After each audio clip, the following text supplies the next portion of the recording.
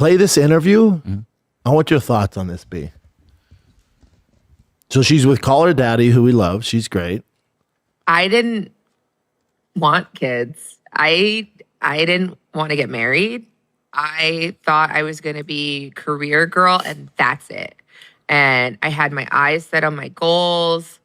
And I was never the little girl that like dreamt about the wedding dress and all of that. And then it happened so early in my life. Did you talk to Steph about it?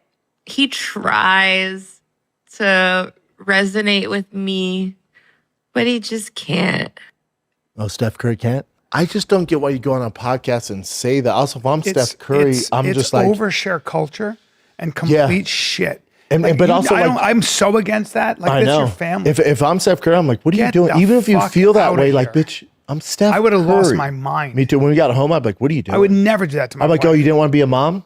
Oh, you don't like being a mom? Fuck off. And then we have internet problems. But she goes on to say, she's like, and the Call Her Daddy girl goes, and so like even now, like you regret having kids. She's like, oh, I talk to my therapist about it every single day. Oh, she's awful. Also, bitch, the only reason you're even given a platform is because your husband happens to be the best shooter in NBA history. The only reason we know you. And really, this career you speak of, what was it going to be? Yeah. In entertainment, Narcissist. you would have went nowhere. Correct. And so now it's like, oh, I could have been this. No. Don't get twisted.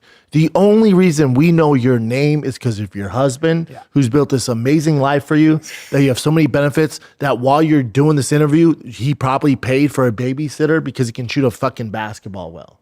Wow. Can you see if it plays again? Because I got it. And then imagine being their kids. Imagine her daughter, I think they have two daughters, going, well, hold on. You don't like being a mom? You don't want to be a mom? Yeah. She's a narcissist.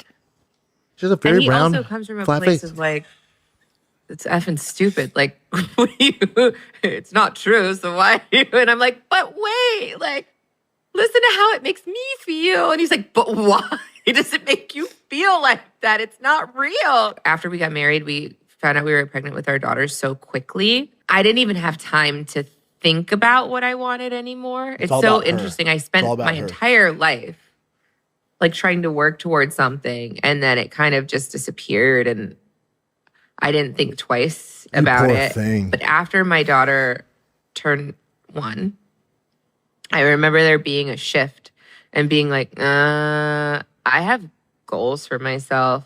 Like, this doesn't feel right. I love being a mom, but I love doing other things too. And I need to get my shit together and figure out what that looks like for myself now. If I have a career and I'm not home, like, did you experience that? I still experience that. I still experience that. I'm always in therapy talking about this. If you lose all of those things that were interesting about you, even for yourself, like even the things that made I kind of understand this. This gives me a little more clarity. I think what she's saying that is a lot of moms identify with, which is, I got lost in who I was because I used to be this, and then a child comes along and literally just stops all that. And so then you have to contend with that. So I think that's why it resonates with a lot of women. Because, you know, you had these plans, you get pregnant, you have a kid, and all of a sudden, that's what you're going to do. And it's like, oh, fuck, I was on this way over here. I actually wanted to do other things. I love being a mom, but I also like doing other things. And you know, when you got a kid, it's a full-time job. So not for her because they have so much help, but then also, you know, cry me a fucking river, lady. Also, you decide to have unprotected sex and have a kid, right? With Steph Curry, one of the most famous guys on the planet. You have all this help. I just don't understand. Like, I never wanted to be. There's not a lot of upside sharing this. I never wanted to be a mom. Yeah. But here's the other thing too is she has all the help in the world. They have all the money in the world. Steph Curry, all the fucking money. Yeah. So if you want to start a coffee shop, now that your kids are in school, you probably have more time, lady. Yeah. So whatever this dream is that you thought you were in, which you were never going to get there. Yeah. That was never going to happen. The only reason you're on here, the only reason you're on the red carpet, because your husband can shoot a basketball. Yeah. If outside that, you would be probably working at Target or some shit like that. And then you'd probably still get pregnant from another man. So then you're working at Target. Yep. You're trying to figure out a babysitter. You don't have the money, you know? What do you think of this? This is interesting. Using AI to replace an actor is now against the law in California. I don't think anything should be against the law. I just think that I just think we have to ask ourselves, because, okay, so you have AI and it's an actress. The actress was an amalgamation of all the other actresses that it's watched. So there is a piece of you, if you're an actress, in that, in one direction or another. You're not getting paid for it. No. No, but if it's actually replicating one specific person, then that's not cool. That's fucked up. Yeah. Well, yeah, and super fucked up. This is going to be a very real thing, I can tell you. I'm just telling you because, like, when it comes to doing ads, okay? So you want to do an ad and you want to shoot like a helicopter scene with like this, that, and the other thing. It's going to cost you $1 million because you have to get a helicopter, you have to get a mountain. Now you can do all of it, and more with this Sora #2 and what Google's coming out with. You don't even need sets anymore. You don't need anything. You don't even need actors for a lot of stuff.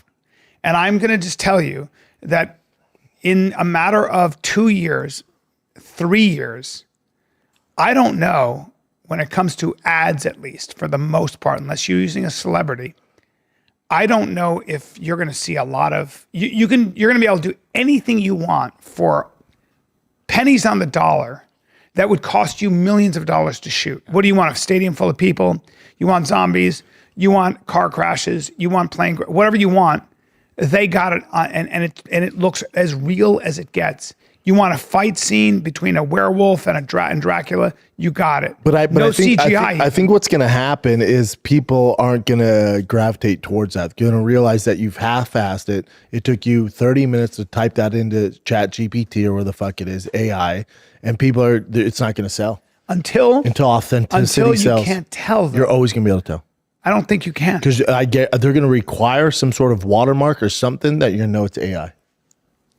And people you have to put that in the law, though, is what I'm saying. That's what it looks like they're going to start doing. Yeah, there's going to be some laws. It's just not going to be open-ended. Because you can't, because then people can, if there's no laws, then people start using, which they're doing now, they start using Rogan to advertise this or that. So you can't have that. No. You can't use the name and likeness of people and not pay them. But there's this actress, Tilly Norwood, who is not even real and is getting do that. Yeah, do that. That's gonna be so short-lived because the actual audience who gives a fuck is gonna go, no, we don't want that. What I would say want is the this: real thing. Human beings want to see real people emote and react, right? They want authenticity. However, I'm just saying that the AI programs are going to have great music with singers that are going to blow your fucking mind. They're going to have actors that are just as good. They already do. And that's the problem. Yeah. And they're beautiful, and you're going to fall in love with them. And I think that this is... I think you're wrong. I think a small minority is going to fall in love with them, but the people actually paying for the product and to see the movie, they're going to start going away from AI. So Rogan was listening. Rogan put this song on, and it's called Many Men. I know. And I was you guys listening, won't shut up about it. But it's listen, all right. Stop. I said, what the fuck is this? This is amazing. And he goes, yeah, it is. And it's AI. And I went, well, that guy has as good a blues voice as anything I've ever heard. And that's an objective fact. So. But it's not real, Brian. It doesn't matter. It does, though. No, it doesn't. I know you think it does, but guess what? As kids grow up with that, I promise you, AI is going to be such a massive disruptor. Oh, no, it's going to be a disruptor for sure. But then kids are going to be like, oh, I want to see it in concert. Go. What are you going to do? Well, how are you going to see it? That's why. What are you going to do? Live performance will never be, So you guys are actually both right. But here's what I would say. Like, the only thing that I think is going to be weird is trying to replace actors. Now, voice actors, you could do it all day because no one cares. Voice actors, like for cartoons, narrating, they're fucked. That's fine. Oh, yeah, I mean that's not fine, but that's where they could. We don't care. And now you do anime, like Sora has anime now. Sora 2, the anime is like you're like, oh my god, like it's just so disconcerting, man. But in the music, when you said the music stuff, the reason that matters is because me, like let's say I make a movie, I want to use music that's awesome. I don't need to hire this expensive person that's really good, just through AI. Boom. Yeah. Good to go. That's where AI is going to really kill it. That's right. Especially voiceover. I think voiceover is going to be a problem. Yeah. I don't know, man. It's getting better and better. You're not going to be able to tell the difference. I can't tell the difference. I can't tell the difference now. It's like you have to be like, wait, let me look at her hands. But I'm telling you, I'm in it. I'm in it with my commercial business. Yeah. I'm watching it. It's like, what the fuck? So. Alrighty. This is just Real Housewives of UFC stuff. So Ilya Tapuria and his wife, the one that had his back saying like he'll kill I don't anybody. care about his social life or his personal She's super life. pretty. But apparently they removed each other from their social media. So that's fine. That's just something in the news. Yeah. This is also another interesting thing. So remember last time Uncle Ive and Alex Pereira he's fought? saying he had a broken rib and all this shit. So now Uncle Ive's saying that he was injured 20 days before and they have some sort of proof. Rib injury, yeah. Makes sense. Oof. No one goes into a fight 100%. Broken rib's pretty tough, though. You guys have done it before and won. Oof. Yeah, so some of his team said not to do it, but the majority said to do the fight, and that's what happened. Ready. Either way, you ain't getting the rematch. I mean, they're not going to want to. No, they can cry all they want. It's not happening. We never talked about P. Diddy, right? His sentencing. What do you get? You have 4 years? A little over 4 years. So 4 because they wanted 11. The other one wanted first guy to ever get that, by the way. Served. And remember, he was also convicted of. So he paid the male actors $10,000 to come and fuck, and they were posing as victims too because they want money. Oh wow! So those male actors who got $10,000 to come and fuck, I don't believe they were victimized. They were grown men who were professionals. Those poor guys who had to have sex with the hottest gals in the world.